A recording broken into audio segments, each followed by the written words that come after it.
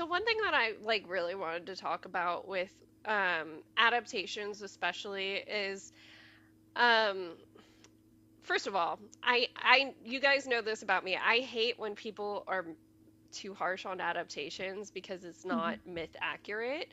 Mm-hmm. Like, and I know that I've been guilty of it here and there, like in my discussions, but more so of a like, wait, why did they change this, like motivation or this flavor to a certain myth kind of thing. Rick is one that I feel like not a lot of us classicists do that with because Rick is like he's very much the silly brand of classicist, and it feels like he's carrying on that spirit more than anything. I mean, he does to some. If you go on to Reddit, you go on to stupid Greek mythology like subreddit, there are people who give him shit. There are people who are like, he's ruined Greek mythology for children. It's hard to tell Greek myths in a way that's appropriate for children. It really is. And you either have to be very silly with some of it or not. Like, me telling William that there's two Aphrodite creation myths in Homer. She's Zeus's daughter, but otherwise she's Uranus's cut off genitals. And he's, of course, a kid just laughs at that, like, wait, a woman made of balls? Like, what? Yeah, and it just is like very stupid. That Yeah. sounds mean, but I don't care. It just is like stupid to say that he ruined Greek mythology for anyone Hmm. because he also is not like the arbiter of like truth and justice Yeah. of anything. Like just because he adapts things a certain way does not mean that that's like the only way.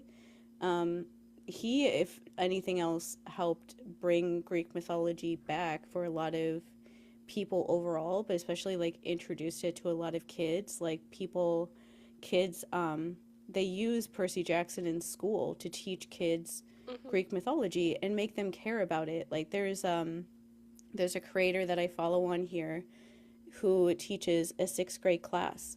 Hmm. And one day she was doing videos. She has blonde hair, and she was doing videos with like braids in her hair and had a Camp Half Blood shirt on. And I Yeah. was like, "Oh, hi, Annabeth." And she responded, and she was like, "We're reading the Percy Jackson books right now as part of like my lesson, and I've never heard them be this quiet before." And the Yeah. school she works at is in Arizona, that is primarily kids that are learning English as a second language. Hmm. And one of the things I do remember Becky saying once on Threads is that a lot of somebody left a comment on a video of ours once saying that they use Percy Jackson to help teach kids English as a second language because Yeah. if you knew the books already, which a lot of them do in their own language, they can like figure out what the words mean because they Hmm. know the story and so they know what words are supposed to be where.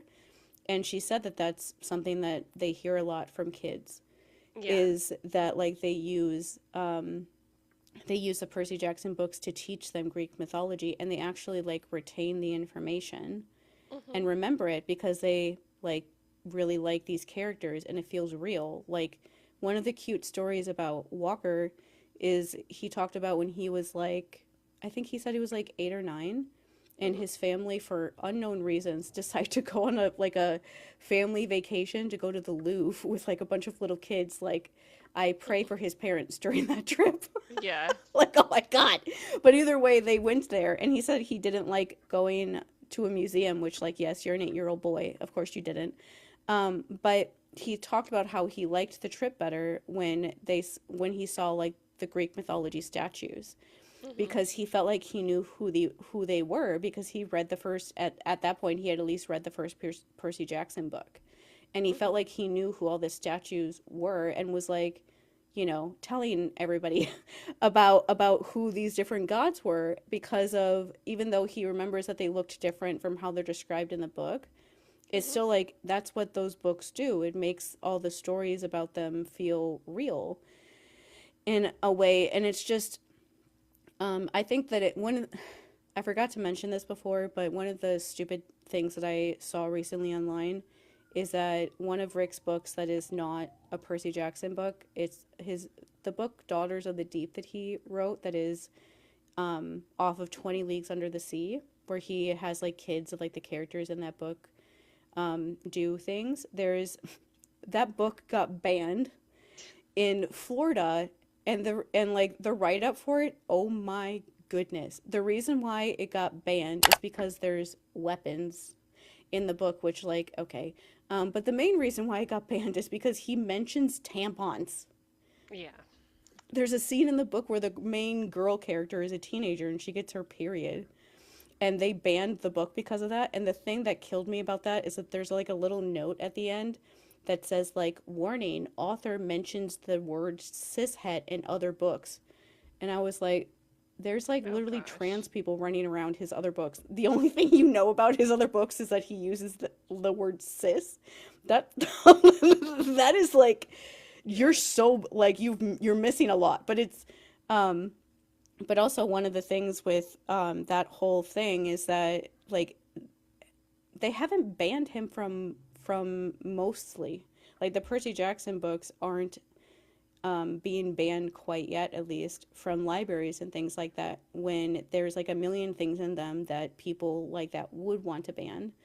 But Hmm. I feel like they don't want to ban them because they see that they're like teaching their kids like about something that is like historical that they otherwise wouldn't care about, and so they just like Yeah. let him pass somehow, even though his books are full of like everything that they hate. Um, and so it's just one of those things that he helps influence people in a really positive way. And I think that it's weird that people don't like that. Yeah, I feel like a lot of the people that hate it as an adaptation literally know nothing about him. Um, like a lot of us classicists were sold the JK Rowling come up story. We've talked about how that's bullshit a lot on some previous videos of like her being rags to riches and like classicists latched on to JK Rowling for a while because some of the spells have Latin roots. There's a very linguistic pattern to the way she does spells, where you have like your Latin, Greek sounding ones that are like more high magic, and then the household ones are kind of Germanic in the way that like English works as a language. It's weird. But anyways, classicists latched onto that because a lot of us are fascinated with language and with like etymology and things like that. So people would be like, oh, here's somebody with a background in the stuff that we like that wrote a book and got super successful. And Rick doesn't get that same recognition. It really makes me sad. Because it's like I say this so many times, but he's everything that we wanted her to be. Yeah, it's Yeah. it's like not an exaggeration.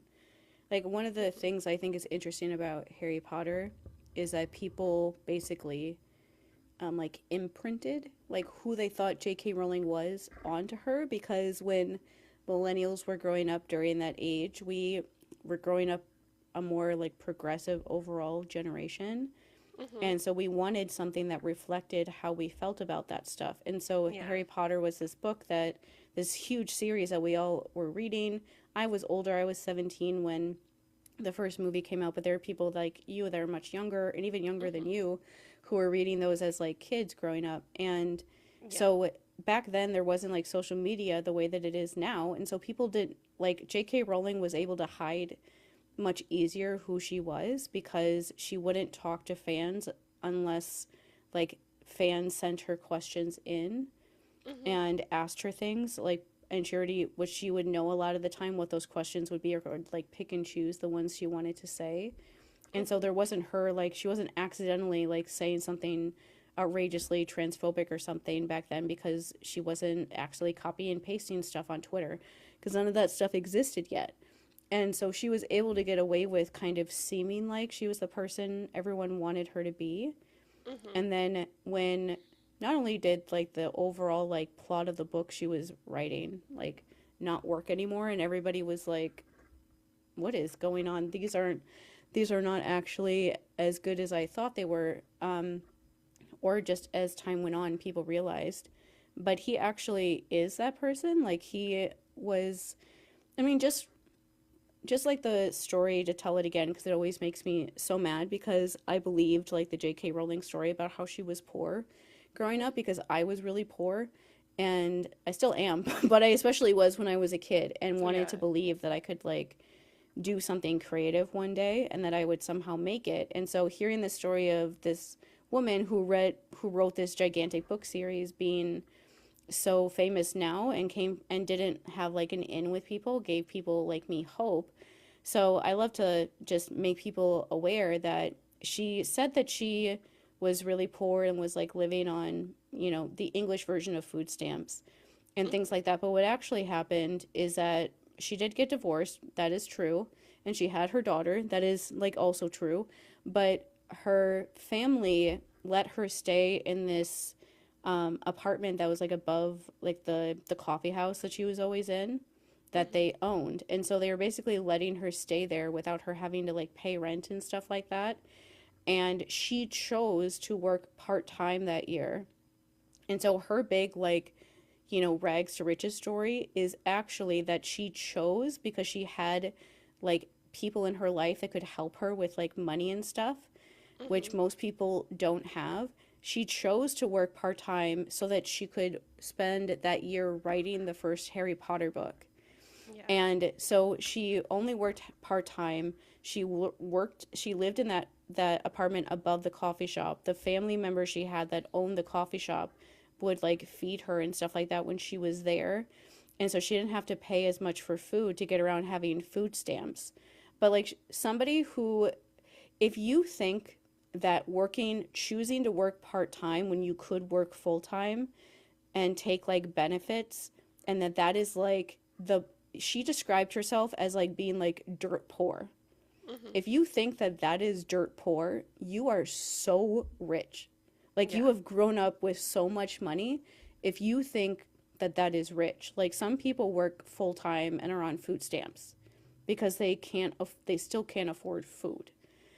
And so it's just ridiculous that they literally made up that story about her and exaggerated it to make people care more about her because her family obviously had connections with people because Mhm. she wrote her first book and then was like given this gigantically huge contract for publishing that first time authors usually never get. Yeah. And so her family was obviously somehow connected with people in the industry somehow. And because she basically had like no struggle. Like for 1 year of her life, she worked half the amount of time she normally would so that she could spend all of her time writing the book. She finished the book. She met with a couple agents and then she got an agent and she got a publishing deal right after that. That was one of the biggest publishing deals in the UK. Yeah. And so like she did basically nothing to to get that. Like that's just wild that for, 15 whatever years of my life, I thought that she was like poor and really tried. And like Yeah. publishing was all obviously very different back then than it is now because of the internet and things like that. But I Mhm. will say when you compare that to like Rick Riordan's story, like Rick and Becky both graduated from college. They both started working like normal jobs. He was a teacher. He got his degree and then got a certificate to teach kids Greek mythology because that's what he obviously wanted to do. He was a Mhm. high school like Greek mythology teacher. He's like the teacher that everybody I'm sure loved. Um, and he spent all of his time being Chiron in the first book, like dressing up like the different characters and getting them to like Greek mythology and stuff. Um, and they had their couple kids. When they lived in San Francisco, which is a very expensive place to live in, Mhm. was when their first son was struggling with like ADHD and dyslexia and things like that. Yeah. And that was likely when they also realized that they also had ADHD and dyslexia at the Yeah. same time. But they tell the story that when their son was like 3 or 4, Becky was just like, I can't work anymore because he needs my attention that I just can't do it. Like I need to like stay home.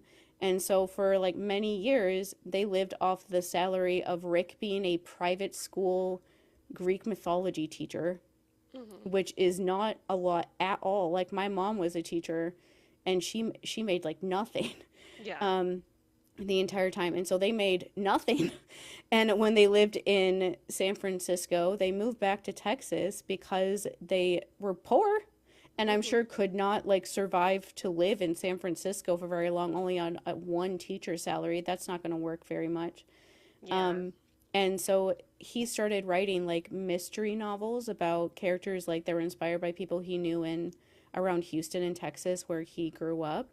And those books are still out there somewhere. Becky posts about them every once in a while, being proud of Rick about the series that everyone forgets about. There's like Mhm. a mystery series. And he started putting those out in like 1997 when he was like 30. They were like 36, 37, or something like that, when he started putting those books out. But it was just like him wanting to do it because it was something fun, like a passion project sort of thing Yeah. to do. Like I'm sure they never expected it to become like anything close to, even like making a living off of Mhm. being like a writer. But like even when they were writing, he was writing the first Percy Jackson book. Like he talks about how they would they would be like always he would be working nine to like as a teacher, which is like long hours being a teacher, and then would be like writing, trying to write the Percy Jackson books in between like being a teacher. And that sometimes Becky would like take their kids to the park or something on the weekends Mhm. so that he could spend a couple hours like trying to write a chapter and stuff like that. And but like they literally like did not have a day off for years Yeah. because Rick and her and Becky were like talking about the books and planning everything out. And like so if they weren't working, if he wasn't working, they were like working on the books. There was like no time when they had off. They definitely couldn't choose to have Rick work part-time so that he could work on his passion project. They couldn't do Mhm. that. They couldn't afford it. They had an actual life. They had two kids. Haley, their oldest son, Haley, was 9 years old by the time that he even started telling him the story of Percy Jackson. So his kids were pretty old by the time they started working on this stuff, when it comes to Yeah. like kids anyway.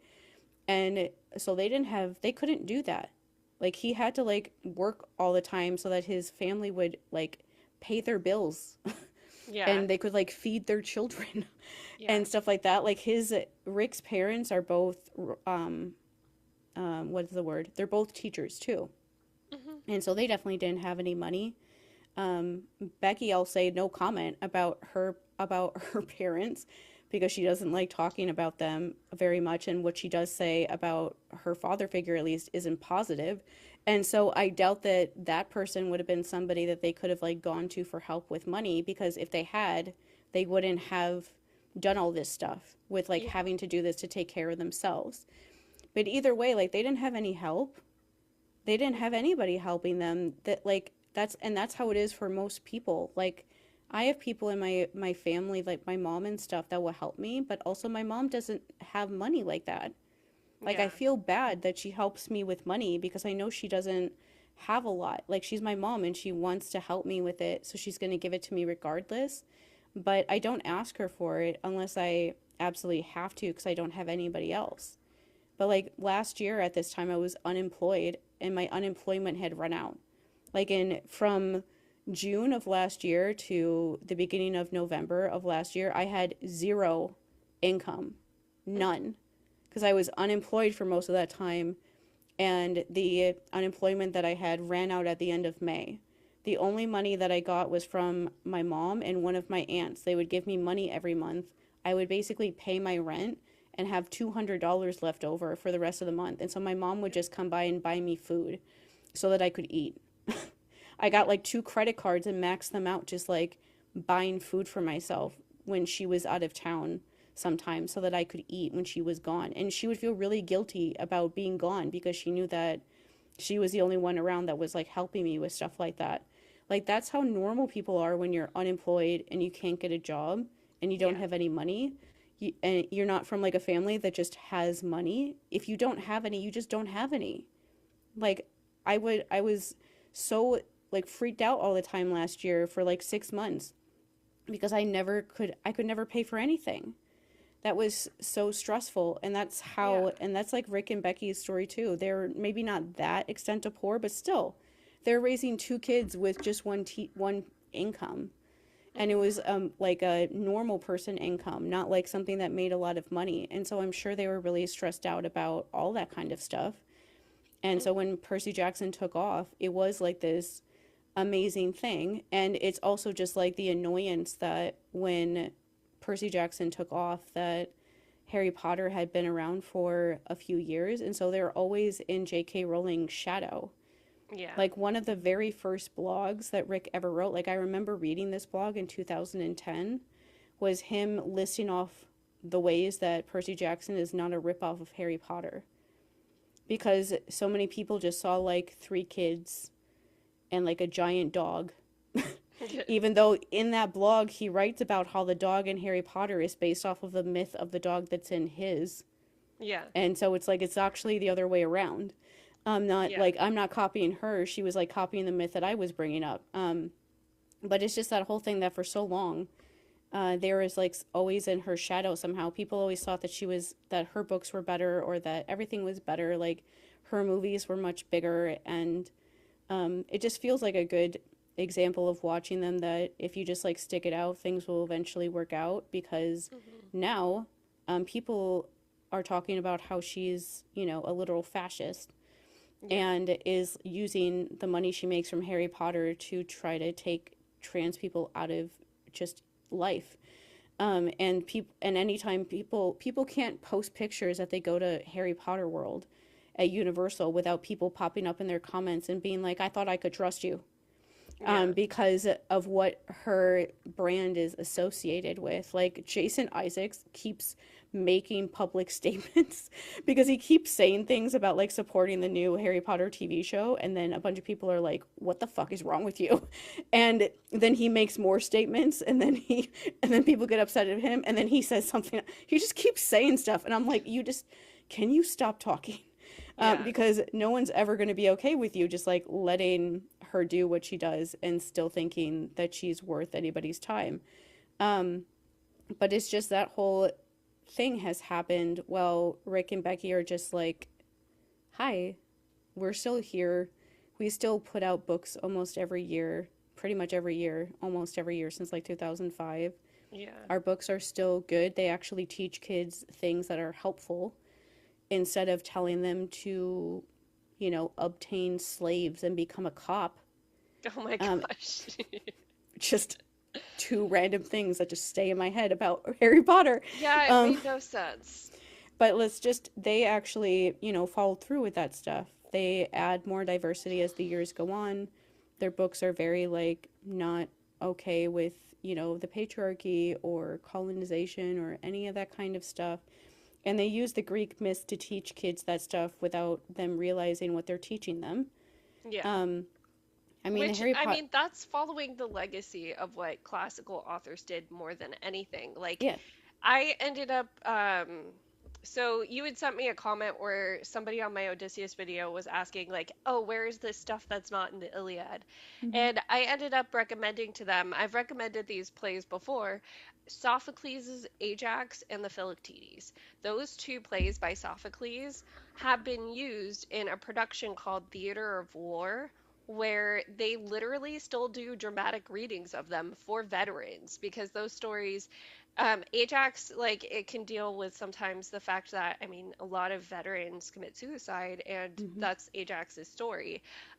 With the Philoctetes, I mean, he gets injured going to war, and then he's very much needed, and it's like, what the fuck, you know?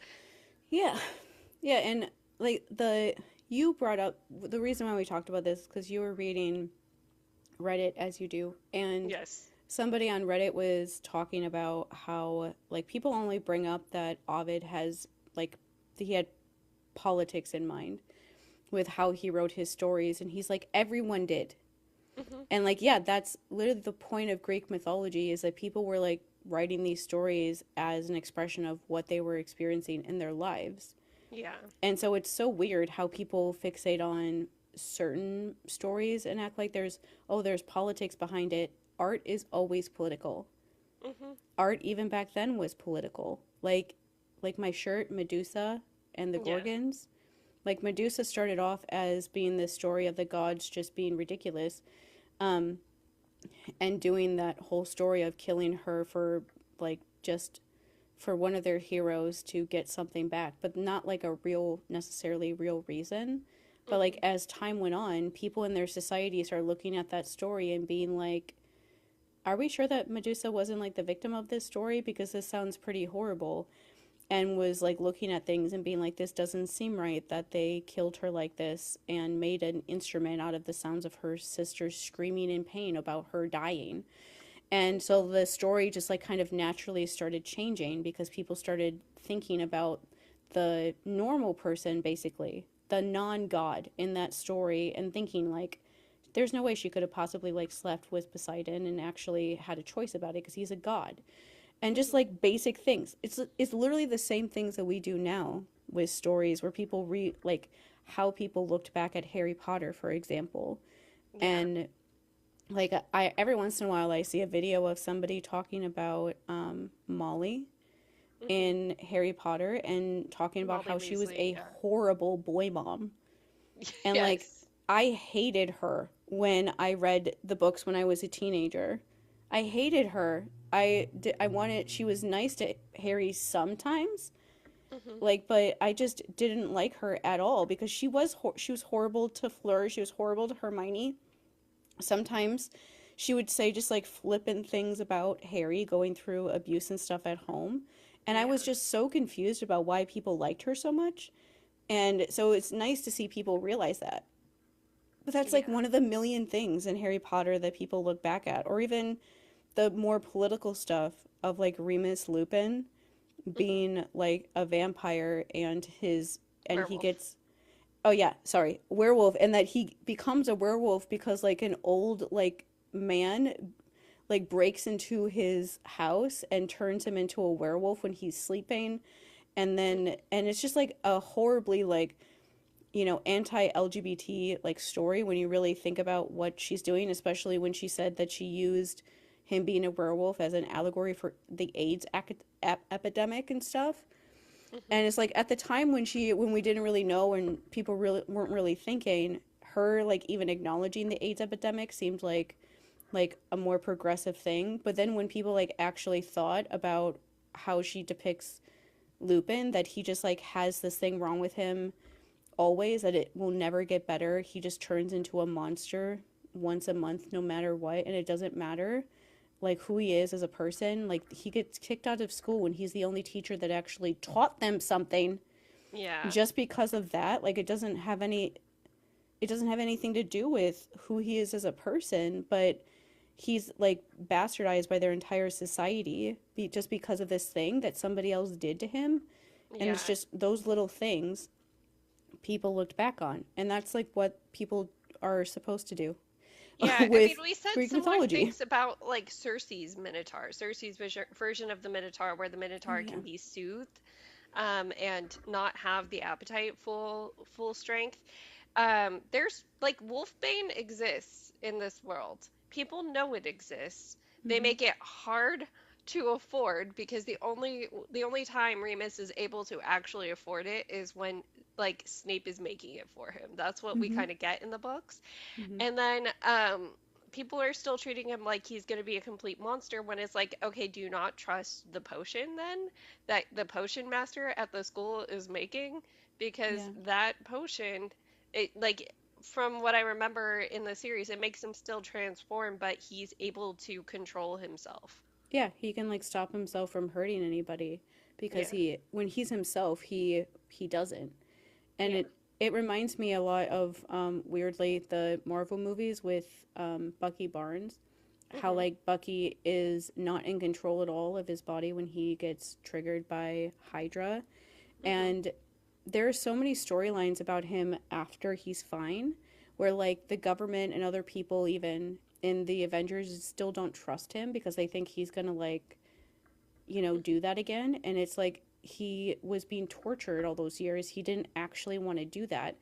And like with the Marvel movies, there are people that pop up like Steve Rogers that will like punch people right in the head for saying that kind of stuff to him about Bucky. There's entire like all of the Captain America movies are about that. Are about Hmm. Steve like yelling at people for thinking that about Bucky and proving that they're a loser by showing that he's not like that. And it's horrible to say that about someone that was tortured that way, who didn't have a choice about what he was doing. Hmm. But that's the kind of stuff that reminds me of. And even in the Marvel movies, they have storylines like that. That is Yeah. like, and all of that stuff has to be inspired by the Minotaur. Hmm. And like those sort of stories about like something that's like part human but not. And like so many stories like that is inspired from Greek mythology. Um, and it's always so interesting to me how Rick does such a good job of making Greek mythology like easy to understand, Hmm. like entertaining, easy to understand, but also uses it to explain concepts and ideas that people might think that kids are like too young to understand, Yeah. but shows that they're not, and like just shows them things about just life or whatever, about trauma, about all these things in a very accessible way where they don't even realize like what they're actually being taught. Hmm. Like I know you like to say this about me, that I'm so much like Percy, that the way that people get mad at me shows that they wouldn't like Percy if he was a Yeah. real person. But it is like a true thing that he uses a character like him, and Becky created a character like Percy that has parts of both of them in them to basically be like their stand-in to teach kids things that they want them to learn. And they do use like Greek mythology stories in order to make those things make sense and like show them in a way Yeah. where they're not like sitting there like it's not the end of like a GI Joe commercial or commercial. At the end of the GI Joe shows, they used to always be like, and this is why you need to learn how to recycle and things like that. There was always like the end of Full House. They always had like the sad music would come on, and they would always have like a message. Like the '90s was obsessed with there being like a message in every show that was like meant for children. But they don't have to do that because they just have like the natural storylines progress where you just naturally learn that. Like this is like one of my favorite facts about Percy to ever bring up, but Percy canonically at the age of 12 realizes that his abusive stepdad has been beating his mother too and decides that he has no choice but to kill him. Hmm. And he kills him. Yeah. And that is never brought up ever again. There's none of that like, oh, maybe we can help him. Or like, oh, maybe he's not actually that bad. Or maybe he had a sad childhood and he can like learn how to be a better person somewhere else. And he's like, no, he hurt my mom, so goodbye. No, Thank he's you, just Medusa. stinky, smelly Gabe. Like that's it. And that's that alone says so much about how Rick and Becky want kids to think Hmm. about the things they see other people experiencing and what they want them to how they want them to react. Like Yeah. there's a lot of things just in the first book alone with how they show the gods and then they show Percy. And like just overall like the none of the books Percy does like the quest because he wants like glory Hmm. or for like to help the gods or anything like that. That's why I think it's silly that people say that Percy is like on the god's side, or they act like because he's mad at the gods that he's on Luke's side. Yeah. And it's like, no, he's not. He's not on the God side ever. He just wants to help other kids like him. And so in every book, he has a motivator that has nothing to do with what the gods want. It just happens to go with what they want anyway, just because of the situation he's in. Yeah. Like the first book, he's doing everything because he just loves his mom. Yeah. That has nothing to do with like anything. But when you look at a lot of stories in Greek mythology, there are a lot of stories about people who love their parents. Hmm. And so he just uses those stories in that book to, and throughout the rest of the books, to show that, to show like parents that are good and deserve that kind of dedication, like Sally, and parents who are not. Hmm. And and they don't have to like, you don't feel like you're being taught like a lesson when you're reading the books. Like I think that's why when we point out like these are very obviously characters based on Rick and Becky's trauma, that Yeah. people are like surprised by it because they just like forget about that. They just forget the fact that they wrote that because they're so wrapped up in the Greek mythology stories of it all that they forget like what they're really doing with these characters. And Hmm. like how Percy, people like talk about how strong Percy is or how many people Percy has killed and all these sort of things, that they forget about the fact that this is like a teenage boy. Hmm. And in the first book, the driving force he has is that he loves his mom. Yeah. And that's literally the only thing that he cares about. In the second book is that he loves his best friend. Hmm. And his best friend is like in a bad place and he wants to go help him. Like Yeah. every motivation is just a very like soft sort of motivation. And so I think it's interesting that people talk about how like strong he is or how many people he's killed when Percy is like the character that cares so much about people that he'll just like sit there and cry. Like he took on being the prophecy kid because he refused to make Nico deal with it because he Yeah. didn't want to do that to another kid. That's the only reason why he did it was because if Nico wasn't around, I don't know if he would have ever done it. Hmm. They might have tried to make him do it anyway, which would not have worked.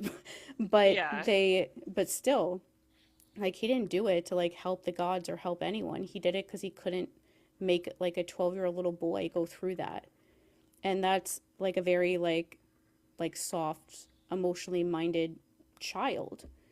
And like in especially in this day and age where there's like so much like alt right like alpha bros just like Yeah. running around the internet teaching like young teenage boys like the worst things on the planet is just one of those like things that Rick and Becky somehow like snuck in there and like put this gigantically huge story out there that have very progressive ideals without anyone like actually noticing.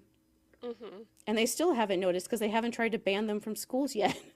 But they like somehow got in there and like put this super like good like story about a kid that just loves his mom and that's like the thing that gets him the most upset, but in a very healthy way. Yeah. And like lets his mom like is okay with his mom getting married to somebody else because he just wants her to be happy and all this kind of stuff like what and and it's just following the general idea of what Greek mythology can do for people. Don't know what to say anymore. All I want us to do is be able to admit out loud, just as a book community, that Alchemize, The Irresistible Urge to Fall for Your Enemy, and Rose in Chains are Harry Potter fan fiction. Could we just start? There was a JK Rowling thing we wanted to talk about, right? Oh, the fandom thing, the or fan fiction thing. Yeah. Okay, so I just watched Jean's videos on this. Jean, who we've had on this podcast before talking about fandom stuff. Um, so I, the one thing that confused me about this discussion currently going on with Dramione fan fiction getting Mm-hmm. published, like getting actually published and even marketed as Dramione fan fiction, somehow skirting under, J.K. Rowling, Harper, or wait, not Harper. I forgot who the publisher is for it. I Scholastic? don't remember. I don't know, but yeah, like that people are starting to do that now. And there's a discussion going on is this too close to JK Rowling? Is this too close to the transphobia? Is this marketing off of the back of that kind of thing? Mm-hmm. When it comes to direct fan fiction, I see the argument. Like when it's directly like this started as something as on AO3 that I just happened to get published. Um, I think it's hard to not be inspired by Harry Potter though if you grew up as a millennial because it was everywhere. It changed YA fiction and that's like things that unfortunately are part of the Harry Potter legacy despite the fact that it's turned into this horrible evil thing, you know?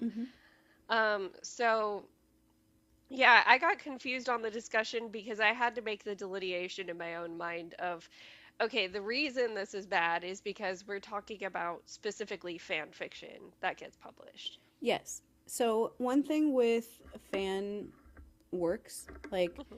fan fiction is one, but there's also like fan art. There's audio Hmm. dramas where people basically do podcast kind of style audio dramas that are like scripted stories and things like that. There's a lot of other things I'm not remembering right now, but Hmm. um, they're all like fan created things are always meant to be free, Yeah. and they're always because that's part of like what it is of the like the fun of fandom is that you're sharing something that you really love and you're doing it all for free because you just love it so much that you just want to share it with other people who feel the same way about you. Like people don't critique like fan fiction in the same way that they would anything else, Mhm.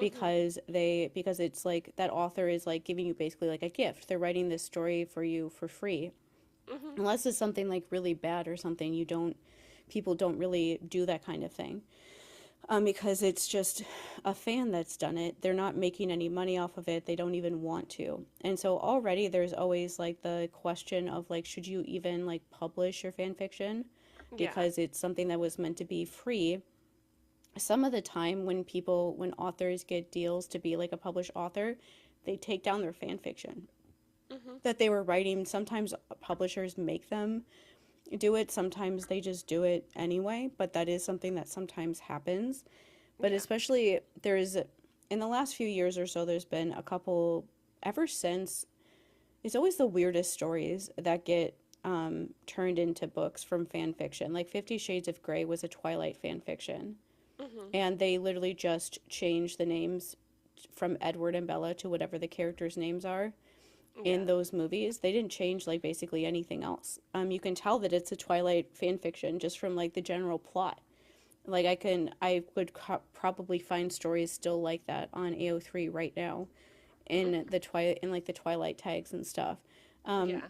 and like we mentioned Allie Hazelwood when she got attacked by Hunger Games people, but her books are just repurposed Rey and Kylo fan fictions, and it's very easy to tell that they are fan fiction if you know about fan fiction, because they have like a certain style of Mhm. writing and things like that that fit with fan fiction. And so that's part of what is so weird also when fan fiction gets like adapted and published, because they have to kind of rewrite the story beyond like changing the names. They also Yeah. have to rewrite like it format wise to make it work, because there are certain tropes in fan fiction that just does not work in like actual published novels. Mhm. And so there always is like a thing of like the thing that makes this story so good is that it is a fan fiction. And so turning it into like a published work too is always kind of strange. It never is as good as Yeah. the original fan fiction was, because you're like changing what you intended it to be.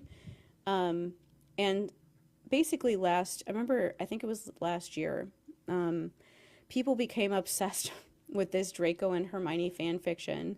Was it the And Manicold one? yeah, and I Okay. hate that ship. I've always hated it.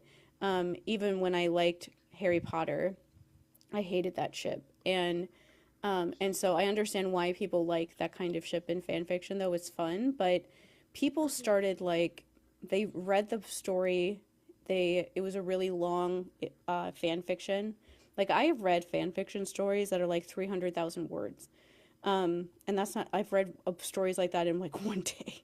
Yeah. And like but like there are really long fan fictions out there that are the length of a novel, or sometimes even longer. Like that one would be like double the length of a normal novel. And so people started like trying to like bind them and then sell it, which is Mhm. actually against the law. You Yeah. cannot do that with fan works. The entire reason why they work is that we don't make any money off of it.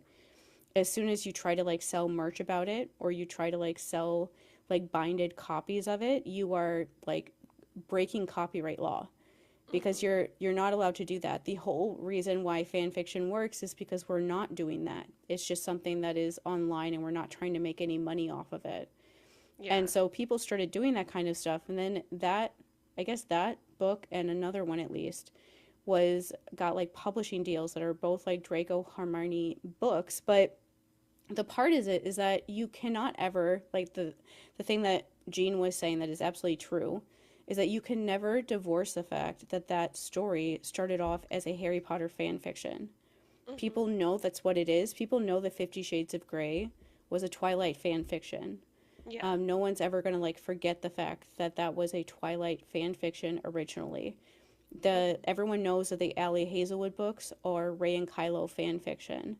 There's other books that are out there that are published that people speculate are like fan fiction from a certain fandom, because it reminds people so much of like the tropes and stuff with like the Mhm. different ships and things like that that happen. Like it's hard to describe if you've never read fan fiction a lot before, but every kind of fandom and like couple or whatever in that fandom, there's like certain just like themes or just like things or phrases or things that just like come up a lot.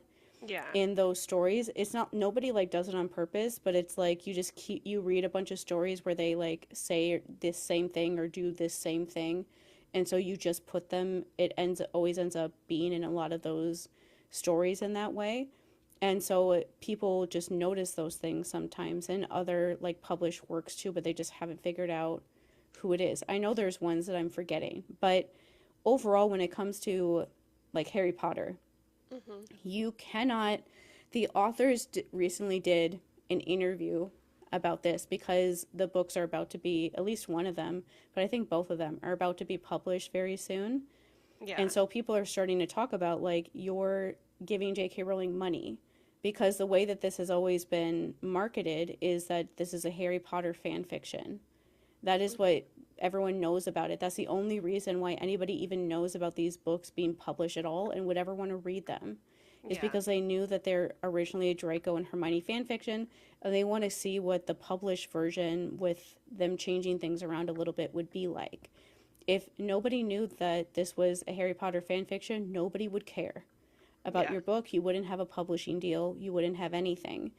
And so you are making money and helping JK Rowling's like brand Hmm. and everything still be out there in a positive way.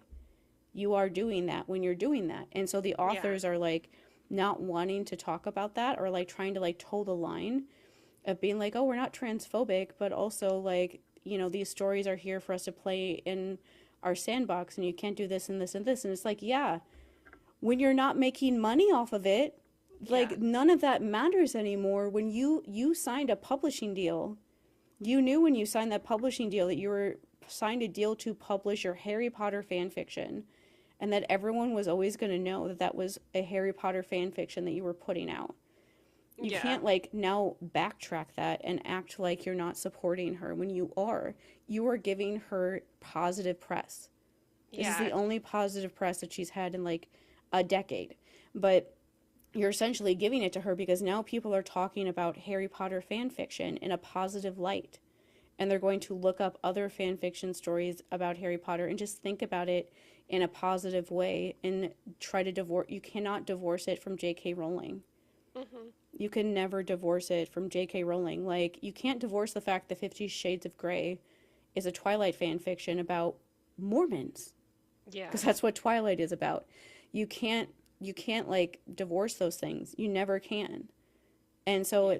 they're trying to, but you can't do that. And it just goes against so much of what like fandom culture overall is that you're not supposed to be doing this, especially not supposed to be doing this to help a fascist look nicer, but you're not supposed to. The idea of like publishing a fan fiction overall is kind of just like feels gross. Like it Hmm. feels gross to imagine you like making money off of something that you did just because you loved it. Like there are fan fiction authors that I love that have been published, but they Hmm. have separate things Yeah. that they It's work like a on that new are, story. yeah, that are like their published works. One of my favorite, probably my favorite Harry Potter author, fan fiction author ever, um, was, she put out these really great stories back when like Yahoo groups were a thing. Ironically, the author that was not Cassandra Clare at the Hmm. time, her stories were way better than Cassandra Clare's. That's so Yeah. weird that that happened that way. But either way, like actually, Cassandra Clare's a good example.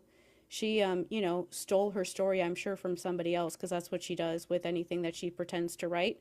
But whatever she stole the Mortal Instruments from, she put out those books while she was writing badly written Harry Potter fan fiction, and Hmm. that she stole from other books.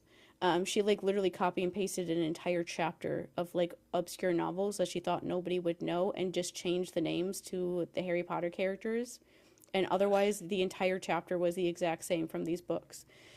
Um, People just realized that she was plagiarizing and started and just put her stories into like a like something that tested for plagiarizing and found that basically everything she wrote was stolen from different books in different places.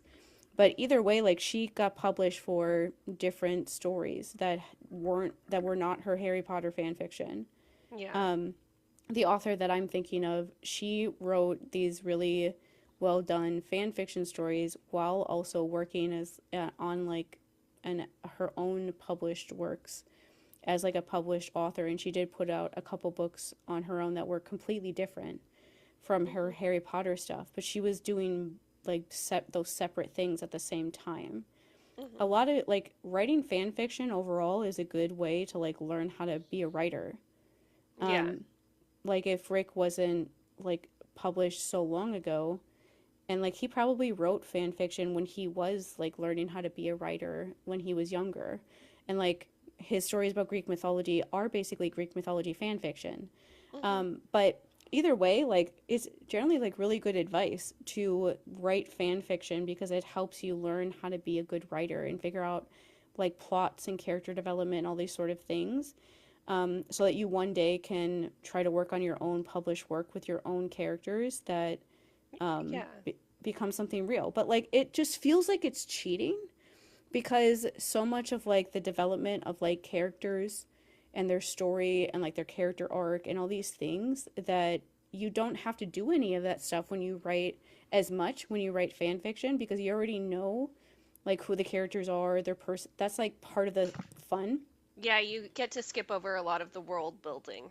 Yeah, and like when you listen to fanfic or when you read fan fiction, you go, they don't have to do that much to like.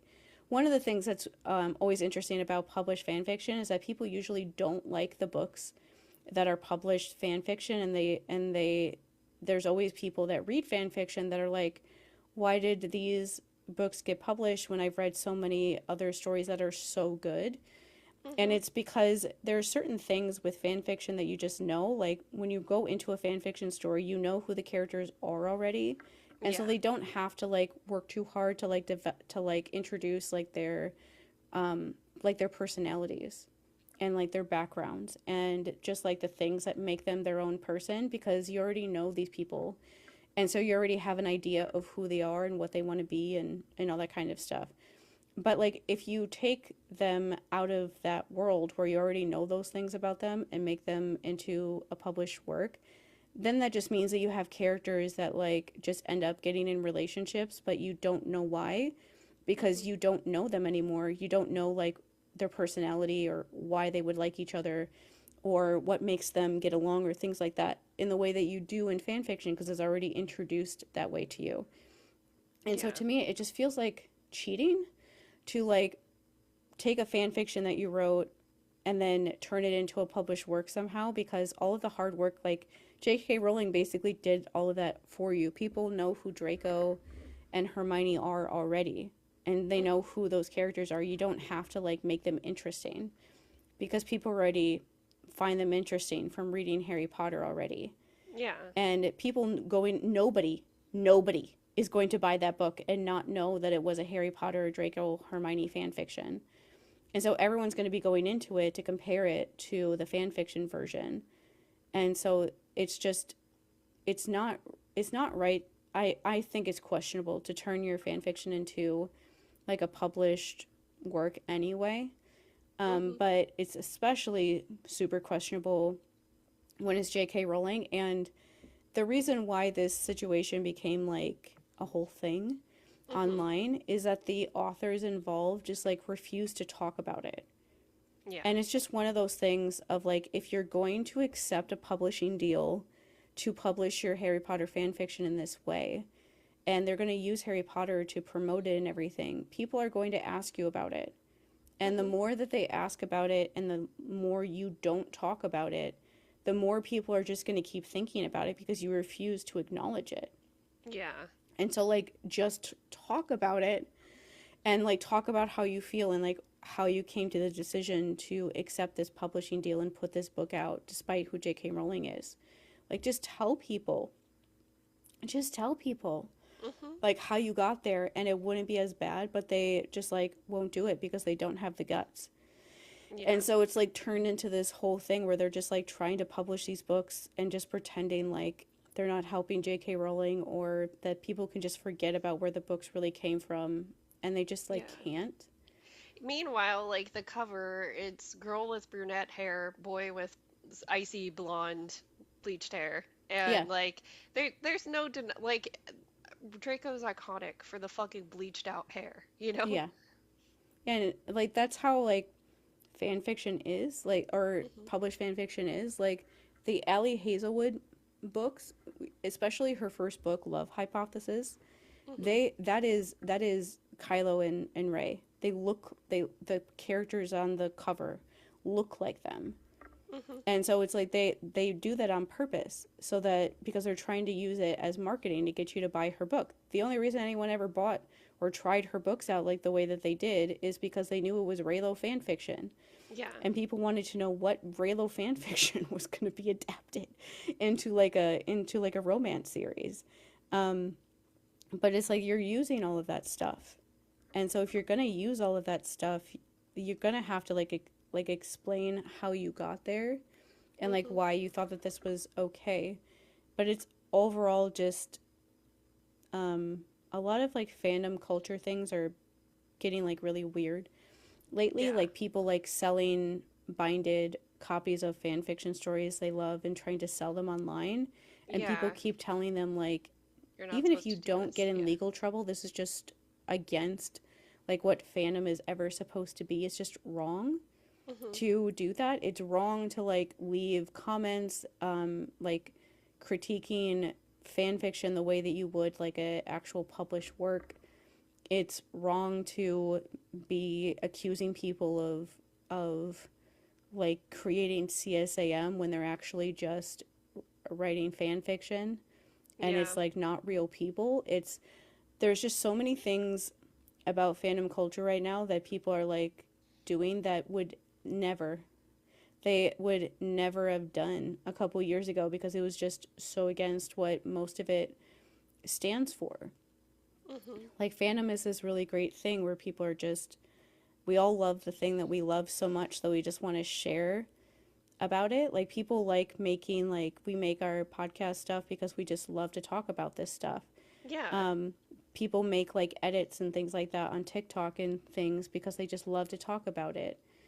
People write fan fiction stories because they want to talk about it. Like people write like that damn meme page spent like almost a year of his life, like 6 months at least, traveling around the country to make a YouTube video about the 20th anniversary of Percy Jackson Yeah. and showing like all the locations that they go into in the book. And like people, he might have worked all that time to put that video out, and nobody might have watched it. People did watch it, but you don't know. Like you're putting all of this work and effort into something just because you love it. Um, the friend that was in here before, she writes fan fiction for fun, and Hmm. like rereads the Percy Jackson books too because she's working on her fan fiction. Like because that's what she likes to do for fun. She's Yeah. doing all of that. Like people do like so much research sometimes. Like I know things because I read it about it in a fan fiction. Yeah. Like I know like medical terms and like things like that because I read stories about things like that in a fan fiction. That's the Hmm. only reason why I know about those things. And so when people ask me why I know about them, I have to lie.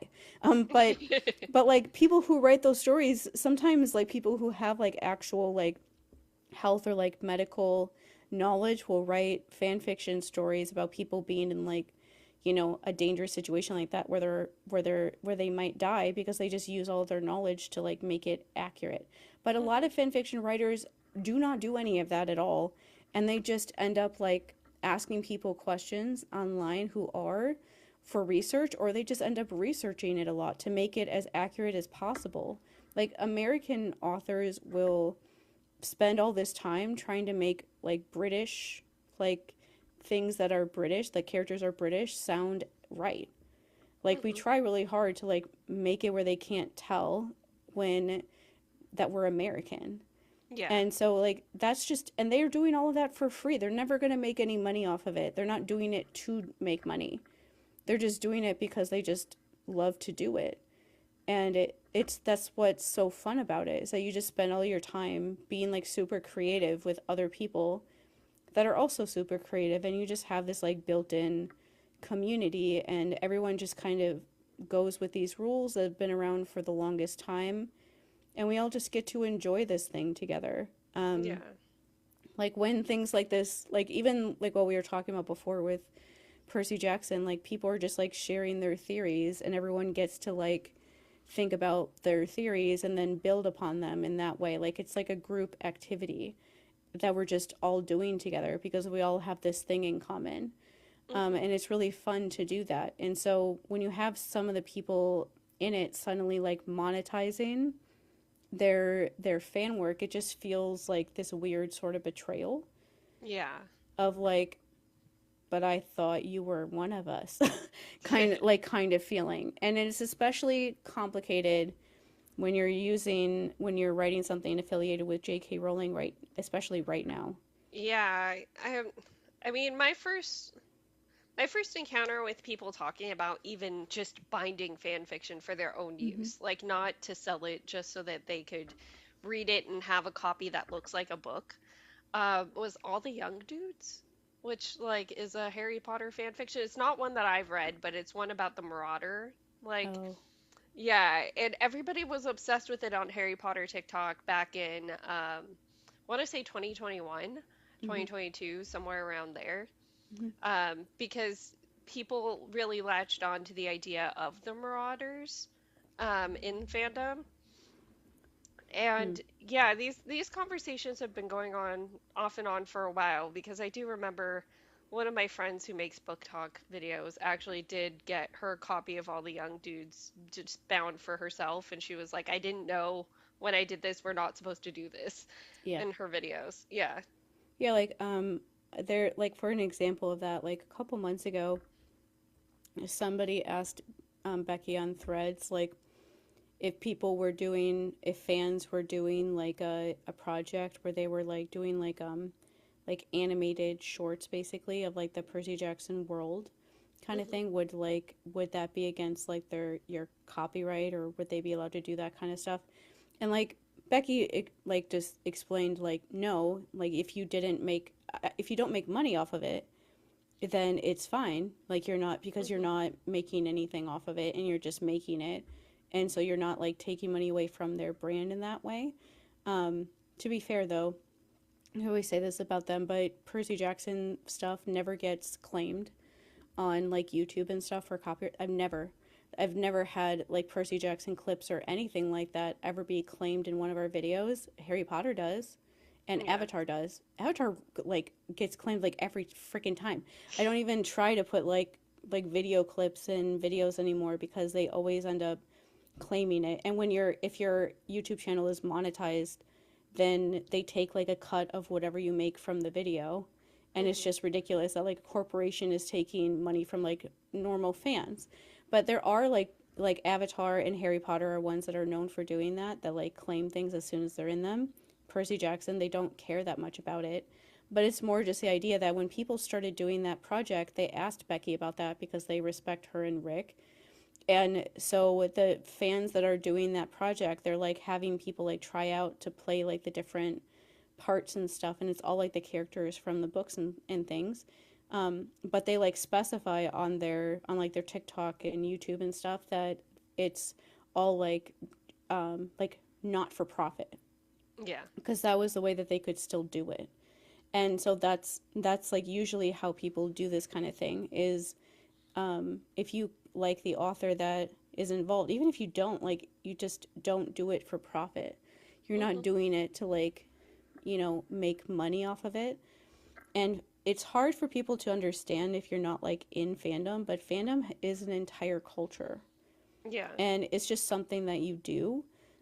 It's just a way that people act and the way that people are, and it's hard to describe to people on the outside. Like there's people whose entire accounts on TikTok have hundreds and thousands of subscribers, and every single video they do is just explaining something about fandom, Hmm. or like telling stories about how fandom used to be, or just talking about something in fandom and explaining it to people that are like, younger kids who wouldn't know this kind of thing, or just explaining concepts about fandom to people that aren't really in it.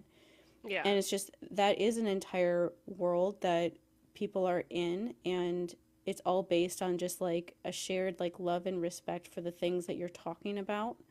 It can get toxic, obviously, sometimes, and it Hmm. happens too. But overall, it's like something where you just like are sharing something that you made out of just an intense love for something with other people that love the same thing that you do the same way. Yeah. Um, like I talk about how much fun it was seeing The Force Awakens on like opening night, but it's like that kind of thing. Like opening night, Hmm. Thursday night at like midnight, seeing The Force Awakens, the first new Star Wars movie with everyone's favorite characters in over 20 in like since 1983. Every Hmm. single person in that theater was a gigantic Star Wars fan because Yeah. only the biggest Star Wars fans really were going out and getting tickets for midnight on a Thursday when we all had to go out to work the next day. I didn't fall asleep until like 3:30 in the morning. I didn't even get home from the movie until like almost 3 a.m. Oh my Because gosh, it's a yeah. 2.5 hour long movie, and that's just and it was like worth it. But Hmm. the biggest fans go to like the midnight showings. They're so much fun to go to because everyone there is so into it that it's just a way more gratifying experience because you are all feeling like the emotions of everything so much because you all care Yeah. about this thing so much. And it's like when like the sequel trilogy was coming out, they put out people like recorded videos when they were at the Star Wars convention where they put out like the new trailers of people just like crying Hmm. in like the audience because they were so like overwhelmed with like seeing like Luke and Han and Leia again. And Yeah. but it was also because they were watching it for the first time with a bunch of fans who all care about that stuff as much as they do. Like that's what Yeah. conventions really are, is you're just like running around with like conventions are so fun where like you're just like walking around, you like it's a place where you can like dress up like anything, and Hmm. nobody is ever going to like question you about what you're doing because you can just do literally whatever you want, and people just come up to you and like want to take your picture or want to like talk to you, or just start talking to like people that you don't even know when you're like sitting in line for like panels, or when you're walking around like the big room where they have all the stuff that people can sell and things like that. You just make friends with complete strangers because you just have the same thing in common. And Hmm. it's just like that's like the kind of fun energy that fandom is supposed to be, of just like everyone sharing everything and having fun, just like all sharing this like love for something that means it always means a lot to people in different ways. And Hmm. that's like kind of the fun of it all. Like the Percy Jackson videos I see, like everyone has like different characters that are their favorite characters, or they're their favorite characters for different reasons.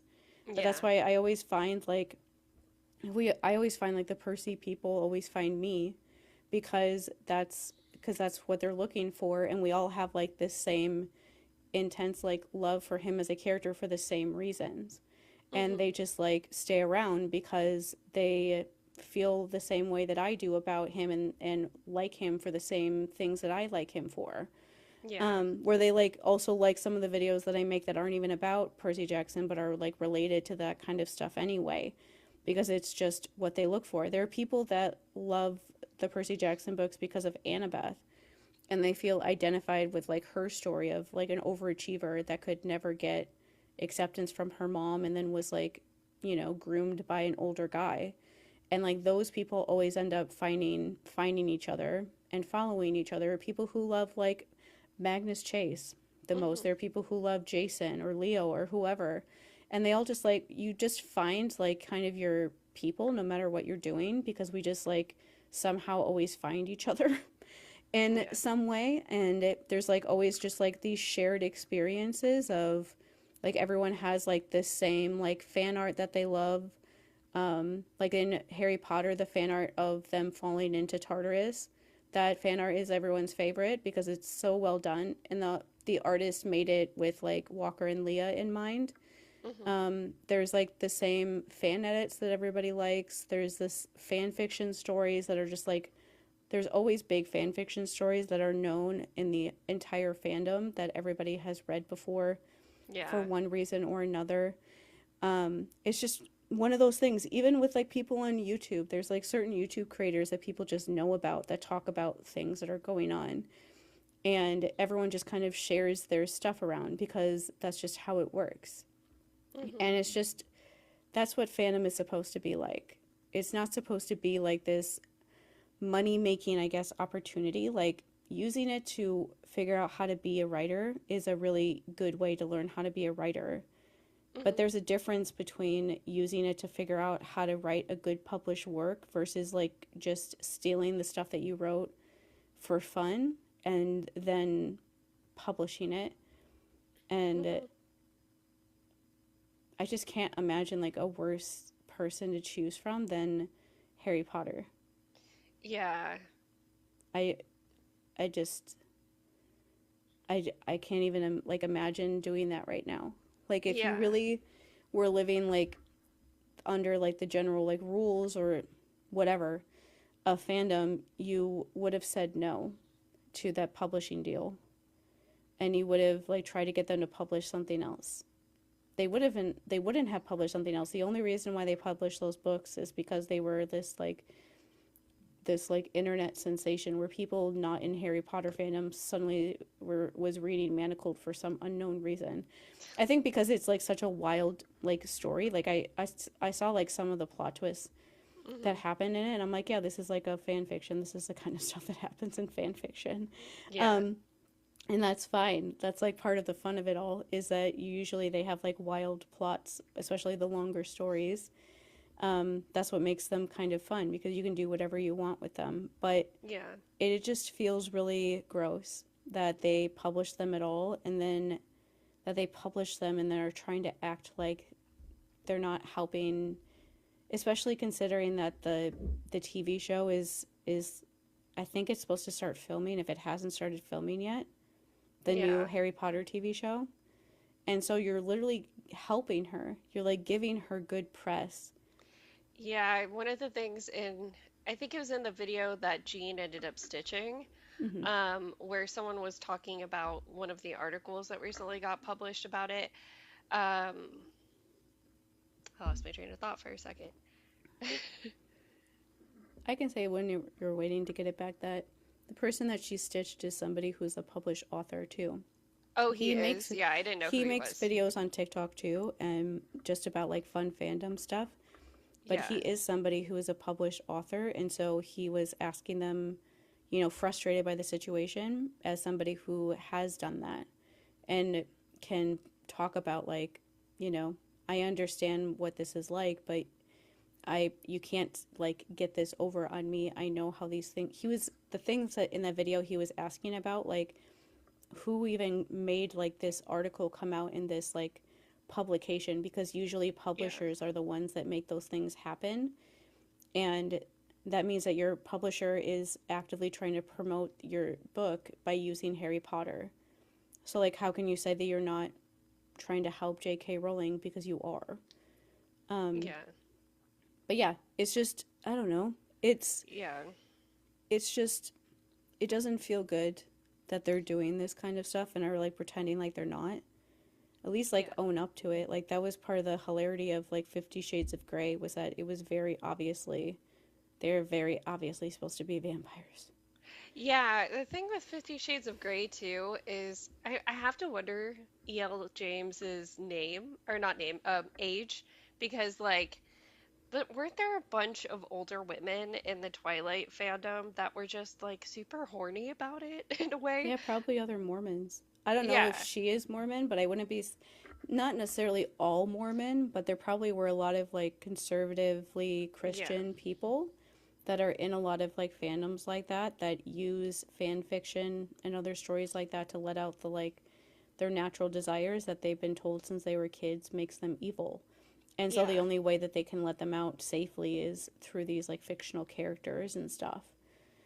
And that's Hmm. it's honestly okay. Like Twilight was definitely known for having like older mom. They were wild. The older moms that were in Yeah, Twilight. that's what I'm thinking. Like, was she that age group?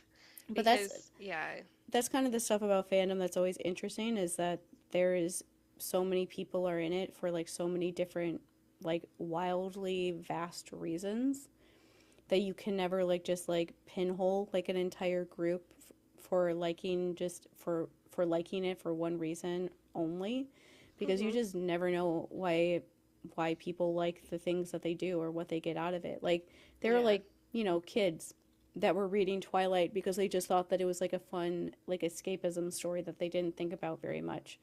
And then Hmm. there were like grandmothers that were reading it too, that just like that liked it and just enjoyed reading fan fiction about it after the books were over.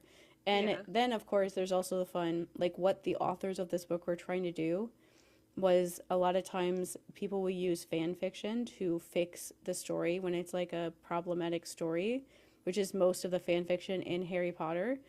And I think that it is so ironic that the stories that are being published are not the ones like that. They're not the ones that like tried to fix it by Yeah. making it like the way that we would have wanted it to be. They're instead the stories that are just like Let's make it dramatic. worse. Like in a way, when you think about Draco and Hermione, and I will confess I've never read a single Hermione fan fiction. I'm very new to like fan fiction in general. And like it's giving red pilled guy and liberal girl. Like, Yeah. yeah, there's nothing good about that publishing that right now. Yeah, and that's like part of like the weirdness of all of this stuff is happening like right now, Hmm. and everything that's happening right now is has like more importance than it seems. Yeah.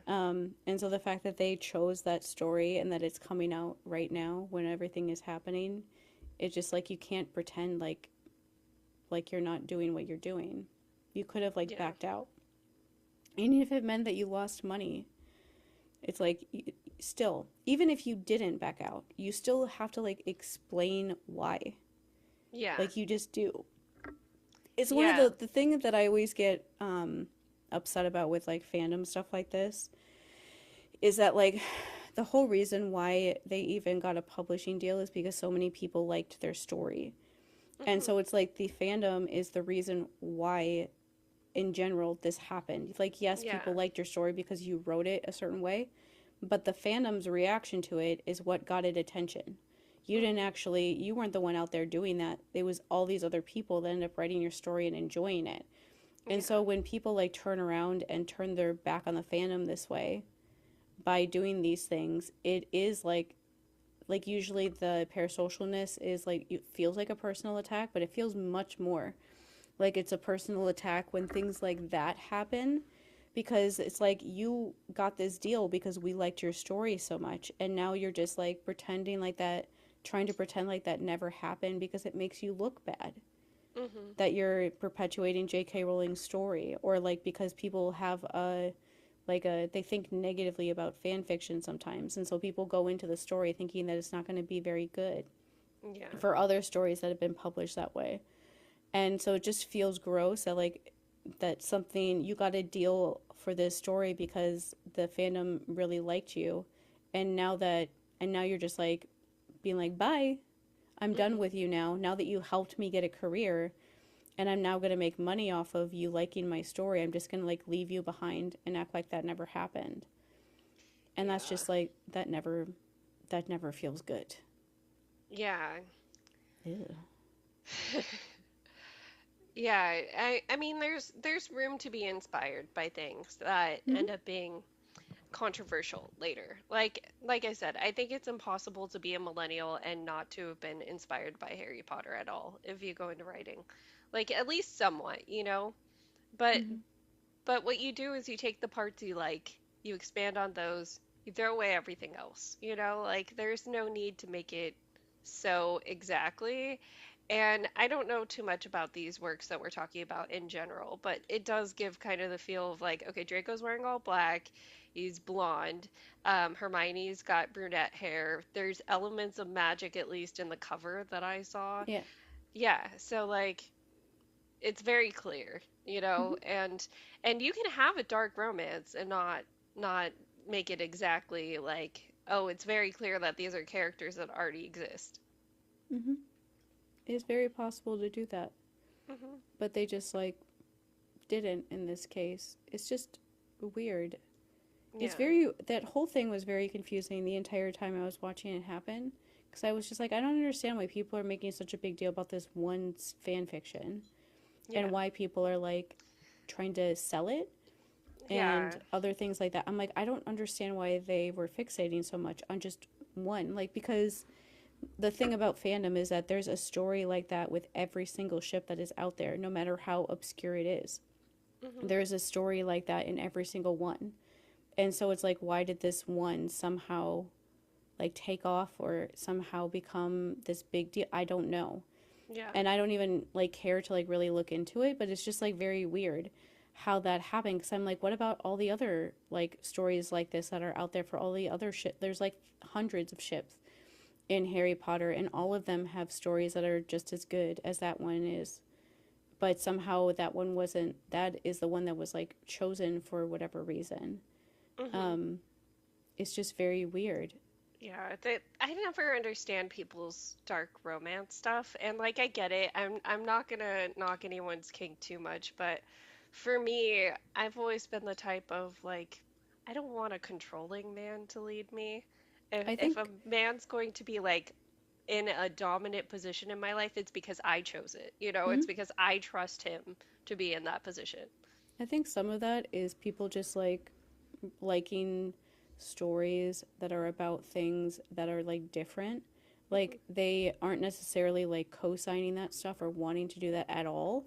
But they're more, it's like a way for them to like see what those dynamics would be like in a safe way.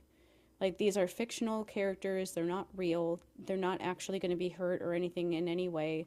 And so you Hmm. can, these are like taboo sort of things or things that people don't usually talk about. And so that's a way for you to like kind of see like what that would be like if people Yeah. were in that sort of dynamic or these sort of things were happening. Some of the time with dark romance, there are people that use it as a way to heal from like sexual trauma too. Some people like to write or read stories that are about the things that they experienced as a way to like try to like like understand it. Um, and it like I'm not one like that, but there's a lot of people that are like that, Hmm. which is why like people online saying like, oh, you're all, you know, bad words, doesn't really work, because they're usually saying that about people that are victims of the thing that they think that they're protecting, because they Yeah. just don't, because they, it's not as easy as like, you don't read something all the time just because you want to like do that. Like I didn't read Lord of the Rings because I want to like become Sauron or Sauron or like the orcs or whatever.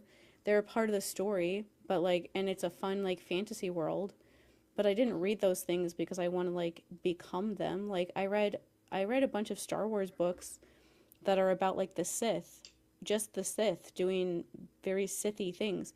I don't want to be like them. I don't want to like Hmm. hurt anybody.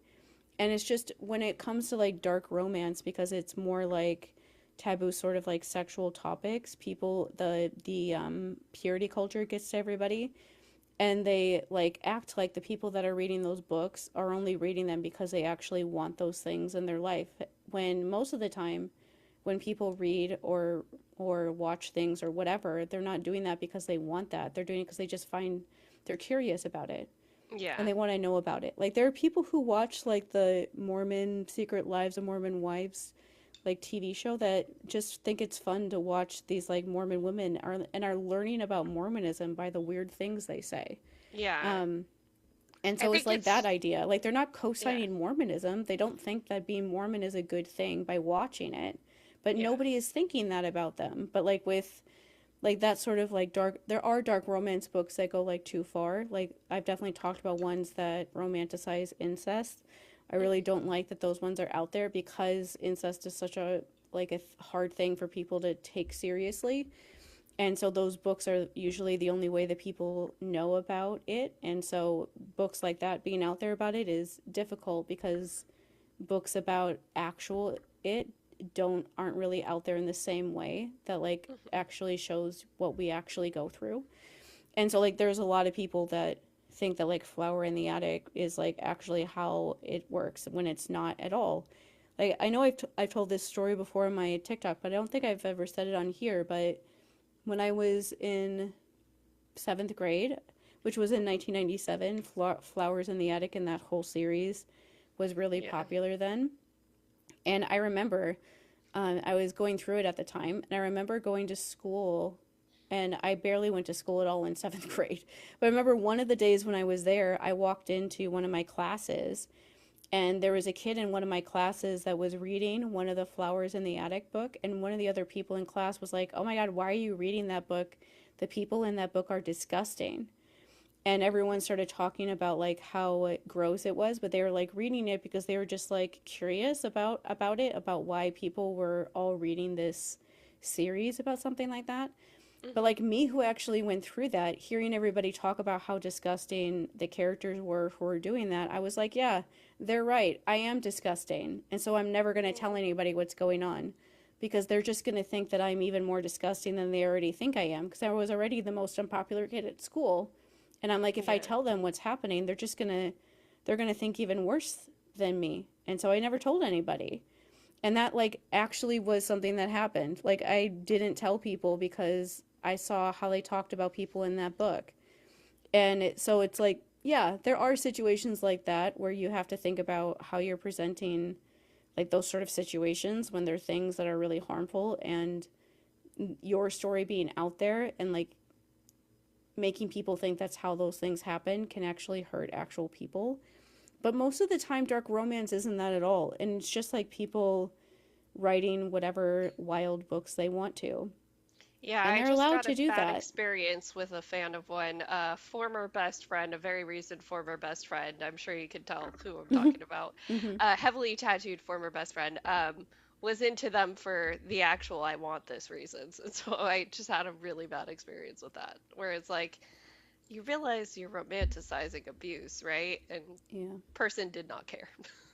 Yeah, that friend was like, I'm not going to psychoanalyze her too much, but that was definitely her like trying to avoid dealing with stuff by trying to romanticize it. I think we said everything. So for Monday, we're doing chapters 16, 17, 18 of Circe. And we've gotten to the Odysseus part, so if you haven't been reading with us, we are getting probably to the part that I bet people are most excited for in the books, because like this is the part of her story we know.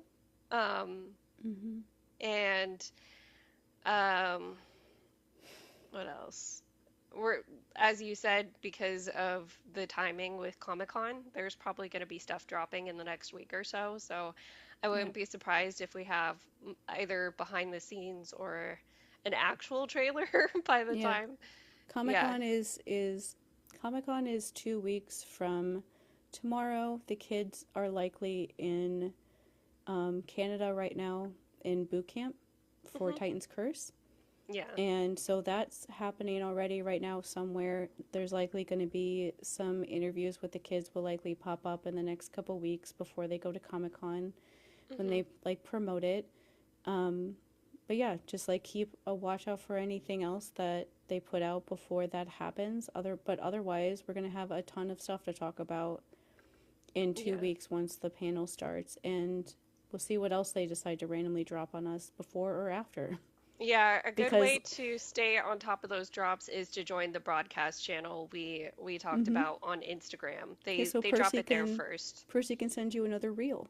Yes. You want reels from Percy Jackson, and also like 2 weeks after Comic Con is when Titan's Curse starts filming, Hmm. which is just it makes my It's brain crazy hurt. to think, yeah. I Well, and know. that's why part of me is questioning with Comic Con, will they actually drop a Titan's Curse casting when they haven't really dropped too much about Sea of Monsters yet? So it's hard to say, right? Because we have both these Hmm. things going on at the same time.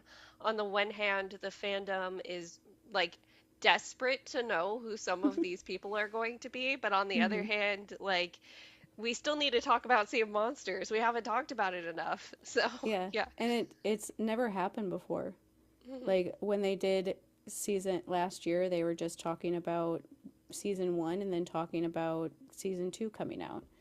Mhm. And so we don't really know what they're going to do. I would imagine. I feel like Rick and Becky are not going to be at Comic Con. Mhm. Rick going to conventions is kind of a big thing because he's naturally like introverted and stuff, Mhm. and so it takes like days afterwards to recover. Which yeah, that is a thing. Yeah. When you go to events like that and you're more neurodivergent introverted person, but usually at events like that, they'll show like a video of him introducing something because it is kind of like a safer way to introduce it. Not only because it automatically gets more attention, like more journalists writing about it, more press, because it's happening at Comic Con and all the different press people are all at Comic Con to cover it. But it's also kind of a safer way to put out who are playing roles that mean a lot to like the audience because the kids are usually not actually there. The main kids are there, but like the other new characters Yeah. are not usually there. And so they can like put together this video and they can just stay in Canada and hang out. Yeah. Because like the kid who plays Nico is in Canada right now. Hmm. Like doing boot camp with them. Yeah. And so the kid like That'll all be those interesting. characters Yeah. I know.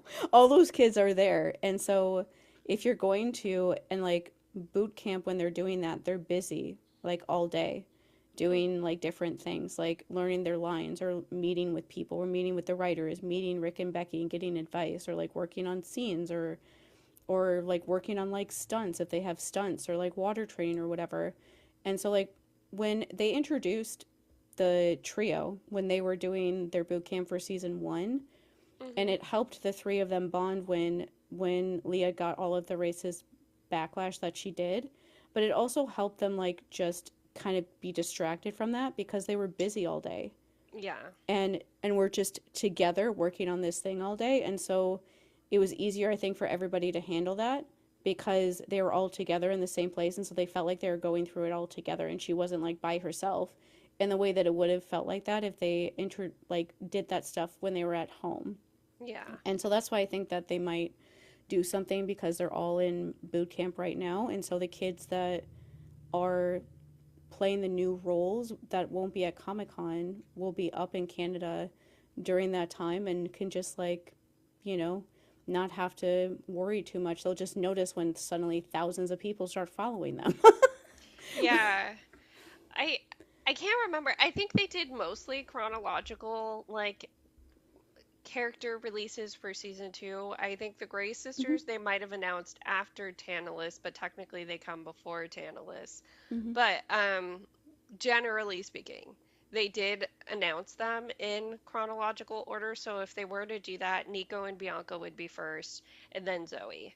Yep. Um, so yeah, if those are the big ones that you're waiting on, that's probably the best guess at how that's gonna go. That's why people are wondering about it because they season 1 was like that too. They Hmm. introduced everything just like when they got to the episodes where they were filming, Hmm. they would just introduce it. Like they didn't announce Thalia until they got to the episodes when they started filming like her flashbacks and stuff Hmm. in season 2 as well. And so they're going to do this. That's just the best way, and they don't need to tell anybody anything before they really need to when Yeah. everyone's being cast or like literal children.